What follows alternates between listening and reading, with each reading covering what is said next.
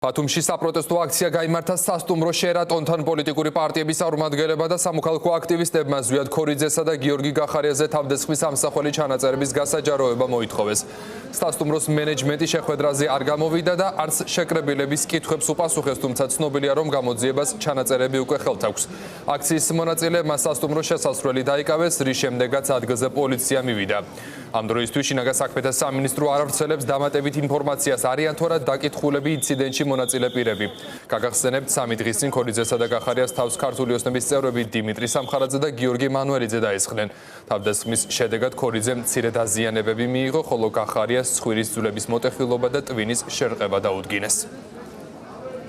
არის ჯგუფური თავდასხმის მსხვერპლი ოცნების მაღალჩინოსნების მხრიდან და ჩვენ ვითხოვთ, რომ ის კადრები, რომელიც დააფიქსირა აქაურმა სათვალთვალო კამერებმა, გადაეცეს მხარეებს, რის უფლებას მათ კანონით აქვთ მინიჭებული, მათ უფლება აქვთ, რომ ქონდეთ ეს კადრები და ისინი არ უნდა გახდნენ თანამზრახველები და დღეს ჩვენ ხედავთ, რომ შერატონი ბათუმის ადმინისტრაცია არის თანამზრახველი ამ თავდასხმის, იმიტომ რომ პირველი მას არ გამოუძახებია პოლიცია და როდესაც ახლა შემოვედით, დავინახეთ, რომ დაცვის პოლიციელები 1 წუთის მანძილზე იყვნენ უკვე აქ და უკვე იცავდნენ და პოლიციელები ძალიან გამოიძახეს და მათ ვერ უზრუნველყვეს აქ ყოფი პირების უსაფრთხოება და ჩვენ ვითხოვთ იმას, რომ ეს კადრები დროულად გადაეცეს. ეს იყო ორგანიზებული ჯგუფური ძალადობა ოცნების მაღალჩინოსნების მხრიდან და ჩვენ ვნახეთ, რომ შერატონის ადმინისტრაცია ფაქტობრივად თანამზრახველად იქცა დანაშაულისა, იმიტომ რომ ისინი ასაჯაროებენ, ან არ გადასცემენ, რაც კანონიერი უფლება მხარის მათზე ძალადობის კადრებს.